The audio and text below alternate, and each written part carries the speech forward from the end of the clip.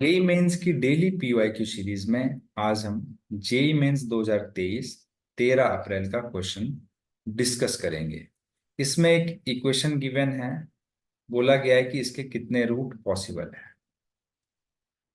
तो ध्यान से देखिएगा, इसके रूट पूछे गए हैं तो हम क्या करेंगे, यहाँ पर जिस वेरिएबल की वैल्यू पूछी गई है उसको दूसरी साइड लेके चले जाते हैं हमेशा इस टाइप के क्वेश्चन में। तो ये क्वेश्चन कुछ इस तरीके से हम लिख लेंगे, x+2 is equal to -a, है ना। मतलब इसको राइट साइड में लेके चले गए। अब एक्चुअल में हमें क्या करना है, इसको रीडिफाइन करना है और इसका ग्राफ हमें बनाना आता है कि ए क्या है। हालांकि यहाँ पे ए बिलोंग्स टू आर दे रखा है, बट ये क्या है, एक कांस्टेंट है। क्या है, कांस्टेंट है जिसकी वैल्यू किसी रेंज में वेरी करेगी।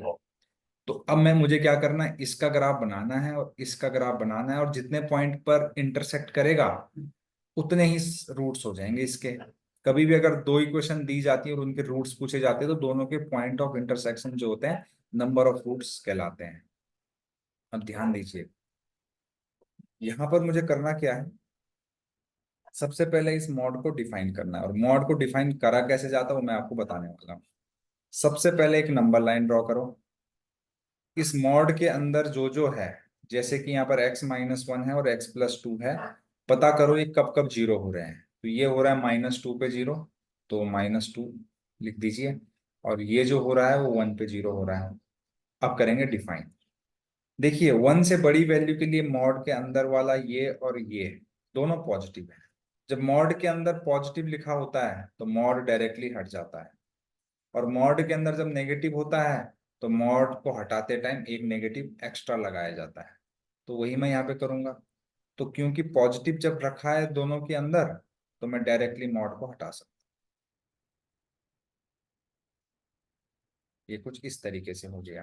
तो एक डेफिनेशन मेरी 1 से बड़े के लिए होगी जब x की वैल्यू ग्रेटर देन 1 है, ये x एक्सिस है।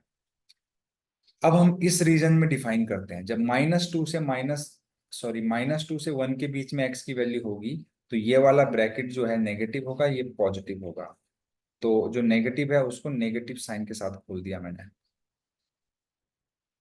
और जो पॉजिटिव है उसका डायरेक्टली हमने ओपन कर दिया। इसी तरीके से -2 से छोटी वैल्यू के लिए दोनों ब्रैकेट नेगेटिव होंगे, तो मैं दोनों को नेगेटिव साइन के साथ खोल दूंगा।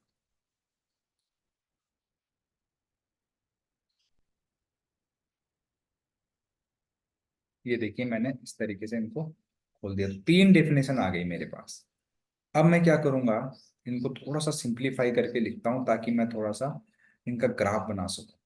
तो अगर मैं इनको सिंप्लीफाइड तरीके से लिखूं तो ये कुछ हो जाएगा, -x² + x-x-2 is equal to -a, और ये कैंसिल हो गए।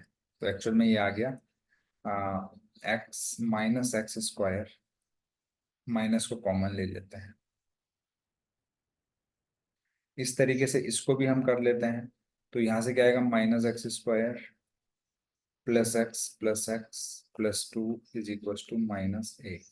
और यहाँ से जो हो जाएगा that is -(x²+2x+2 is equal to -a। इसका ग्राफ बनाते हैं या फिर इसको सिंप्लीफाई करते हैं, x² - x+x+2 equal to -a। ये कैंसिल हो गया, x² + 2 इक्वल टू -a। हम जो है इनको माइनस से इंटू कर देते हैं ताकि हमारा सारा कंफ्यूजन जो है दूर हो जाए। तो ये a हो जाएगा, ये हो जाएगा x² -2x-2 is equal to a, और ये जो है ये हो जाएगा -x² - 2 is equal to a। अब यहाँ पर बिल्कुल ध्यान दीजिएगा। अब मैं इसका ग्राफ बनाता हूँ, है ना। x² + 2 का ग्राफ कुछ ऐसा बनेगा, पैराबोला अपवर्ड। सही है, तो पैराबोला अपवर्ड बनेगा। और इसका जो ये वर्टेक्स है ये होता है -b/2a। अब b तो इसमें है नहीं।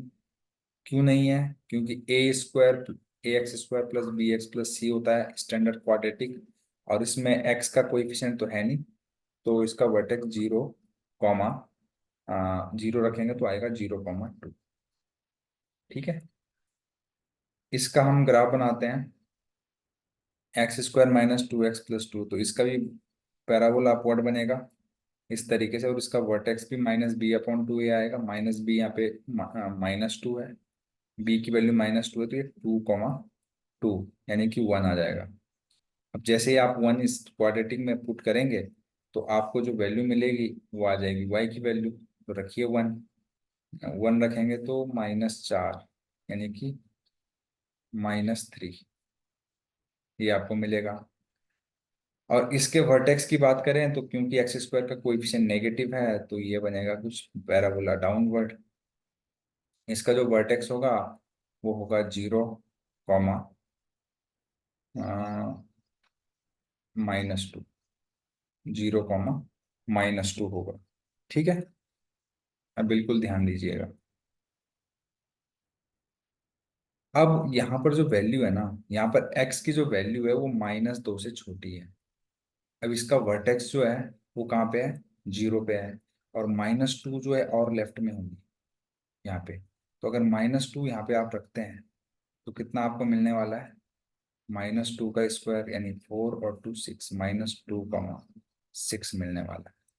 अगर यहाँ पर आप देखते हैं इसकी जो वैल्यू है -2 से 1 के बीच में है, तो -2 कहीं लेफ्ट में होगा, और 1 ये रहा यहाँ पे, है ना, 1 तक जाना है।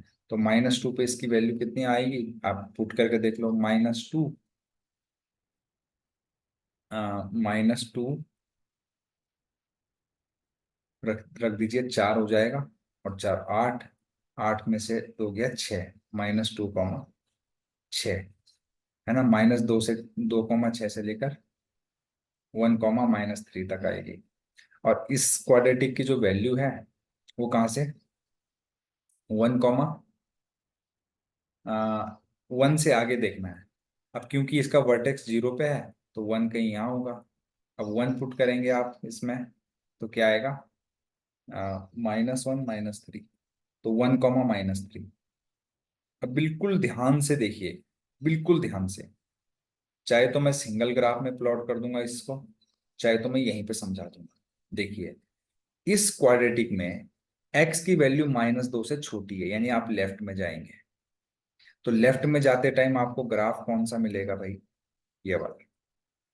कहाँ तक जाएगा ये, +∞ तक। जब आप इस केस को डील कर रहे हैं -2 से 1, तो आपको वैल्यू कहाँ से मिल रही है, कहाँ से लेकर कहाँ तक मिल रही है, -2 से लेकर -2, -2 से 1 के बीच में 6 से लेकर -3 तक की वैल्यू मिल रही है। और अगर आप यहाँ पर देखेंगे, यहाँ पर इस ग्राफ में, तो x की वैल्यू 1 से बड़ी है, यानी कि आप इधर को जाएंगे, राइट को, तो कहाँ तक पहुंचेंगे आप, चलते रहेंगे अगर, तो इसका ग्राफ नीचे चलता चला जाएगा और पहुंचोगे आप इन्फिनिटी पे। कहाँ पे पहुंचोगे, इन्फिनिटी पे पहुंचोगे, सही बात है। तो अगर मैं इसको कंबाइन करूं सिंगल ग्राफ में तो कैसा बन रहा है ग्राफ, ध्यान से देखिएगा। ये -2 पे है x की वैल्यू, और ये 1 पे है, ठीक है। -2 पे वैल्यू 6 आ रही है इस क्वाड्रेटिक की, और ऐसा बढ़ रहा है ये, तो बना लिया हमने ऐसा ही। और 1 पे वैल्यू आ रही -3, तो -3 कहीं नीचे होगा ऐसा, और ग्राफ बन रहा है कुछ ऐसा, आप देखते जाइएगा, ऐसा ग्राफ बन रहा है ना। और मतलब -1 और -2 के बीच में कैसे बनेगा ग्राफ, वो ध्यान से देखना है। ग्राफ बन रहा है कुछ ही जो रेड से मैंने हाईलाइट कर रखा है, -2 से 1 के बीच में वैल्यू जो आ रही 6 से -3 आ रही है, और आपको पता है 6 यहाँ पर है और -3 यहाँ पर है ना। तो वैल्यू कुछ बन रही है ऐसे, ऐसे, है ना। अब यहाँ पर ध्यान से देखिएगा, ये बना दिया मैंने, जो लेफ्ट साइड का क्वाड्रेटिक था ना, ये इसका ग्राफ बना दिया है। मतलब इसको मैंने रीडिफाइन किया, आ, मतलब अलग अलग पार्ट्स में, और फिर इसका एक कंबाइंड ग्राफ मैंने बना दिया है। अब रूट्स कैसे निकालते हैं, कि जो लेफ्ट साइड में एक्सप्रेशन लिखा है और जो राइट साइड में एक्सप्रेशन लिखा है, जैसे कि यहाँ पर क्या लिखा है, यहाँ तो हालांकि -a लिखा है, मैंने माइनस से इंटू कर दिया था, तो सबके राइट साइड में ए है ना, ए। तो इस ए का ग्राफ बनाना पड़ेगा, और ए कांस्टेंट है, तो कांस्टेंट जो होता है एक्स एक्सिस के पैरेलल ग्राफ बनता है कांस्टेंट फंक्शन का, इस तरीके से, इस तरीके से। अब आप मुझे बताइए कितने पॉइंट पर ये कट करेगा? इनफाइनाइट पॉइंट पे कट करेगा, हर पॉइंट पे कट करेगा, यहाँ पे, यहाँ पे, यहाँ पे, यहाँ पे। आप किन्हीं भी दो लाइन को कितना भी क्लोज कर सकते हो, है ना, as much as you can इनको क्लोज कर सकते हो। तो हर पॉइंट पर ये कट करेगा इस लाइन को, है ना। एक तरीका तो ये हो गया, तो यानी कि जो ए है वो उसकी वैल्यू माइनस इन्फिनिटी से इन्फिनिटी होगी। अब दूसरा तरीका क्या है? दूसरा तरीका ये है कि भाई राइट साइड में आपका माइनस ए है या ए है, लेफ्ट साइड की वैल्यू आपने फाइंड करनी है। तो वैल्यू कैसे फाइंड करेंगे? आप देखो, ग्राफ देख के पता चल रहा है कि इसकी रेंज है 6 से इन्फिनिटी, और इस ग्राफ की रेंज है, देखो इसकी रेंज जो है 6 से इन्फिनिटी है। इस वाले ग्राफ की जो रेंज है वो है -3 से 6, और इस ग्राफ की जो रेंज है वो है माइनस इन्फिनिटी से -3, है ना। अब ए की जो वैल्यू है ना, ए इज इक्वल टू इन तीनों का कॉम्बिनेशन है, इन तीनों केस का कॉम्बिनेशन है।